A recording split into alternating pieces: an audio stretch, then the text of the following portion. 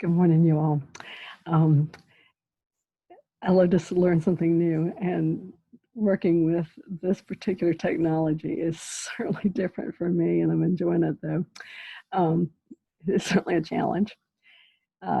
This is session 1, part 2, on communicating to our children that we accept and love them, and that we accept them as gifts from God He has given to us. It is one thing to say that we accept them, but let me see if I can bring this up. One thing to say that you accept a person, but how do you communicate that you accept and love someone? Ross Campbell, in his books, How to Really Love Your Child and How to Really Love Your Teenager, talks about keeping your child's emotional tank full. And that's where I'm thinking this material really came from, which was from his books. And I'm sure they're on Amazon, and they may be in our attic. Okay, to keep a child's emotional tank full, we must give them 3 things. First of all, good eye contact. When they talk, that we look at them, and we look at them in the eye. And we also give them appropriate physical touch. Just a hand on their shoulder, or touching their little heads, or hugging them, or whatever. But anyway, just appropriate physical touch. And then the other one is focused attention. When they're talking, to make sure that we're really listening to them.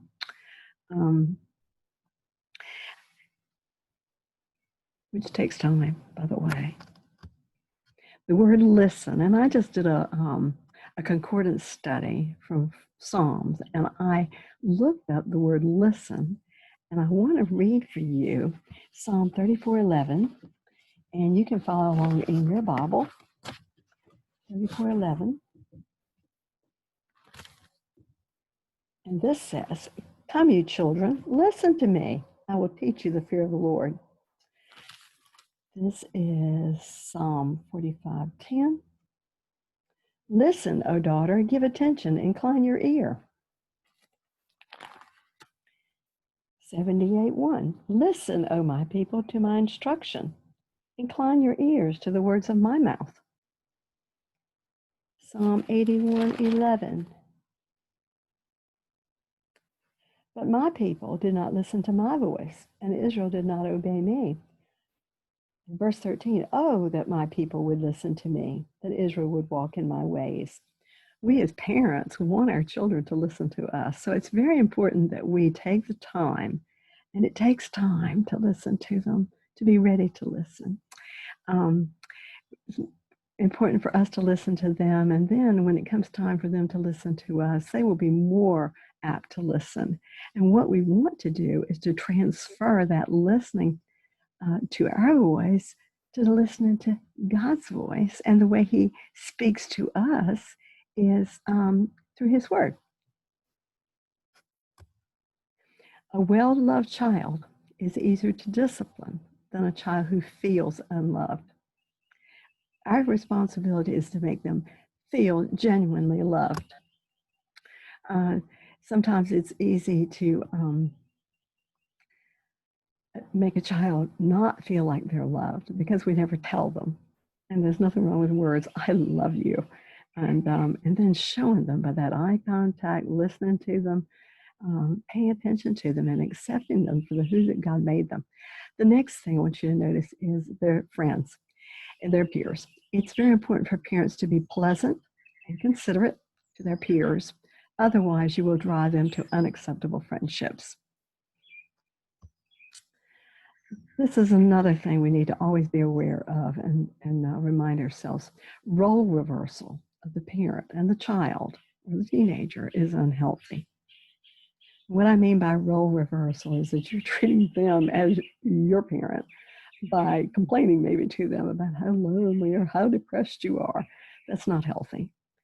You always want to maintain your position as the parent, and don't become the child. Don't look to them to emotionally nourish you. There is no way to be consistently firm if you're dependent upon them emotionally. Your responsibility is to make them feel genuinely loved.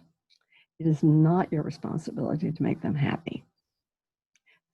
That is really an important one. I think so often we as parents want to make our children happy. We want to make sure they're happy. Well, you know what? Life's not that way. The longer I go, the more pain and hurt I see around me. And we all go through things that we have to face. And we have the responsibility for our own happiness. It's your responsibility to be the authority figure for the child, to be there for them and to give them the boundaries that they need. Only if the emotional tank is full can a child be expected to do his best and be his best. The emotional tank is filled by his parents. This is one more thing I want you to really think about. If the parents overreact to the child's misbehavior by losing self-control, by inappropriate words, and what I mean by that is, I don't know how you could have done that. I can't believe you did that. You know, you're such an idiot, or whatever. And then, or maybe actions, just flailing into them with words or with punishment. The child will lose respect and not come to the parent for emotional support. So don't overreact. You know what? The sun will come up tomorrow. It always does. God is faithful, and it always comes up. And what you think may be the end of the world right now is not the end of the world. So go enjoy your children. They are gifts from God for you to enjoy. Every age, every stage. Thanks so much for listening.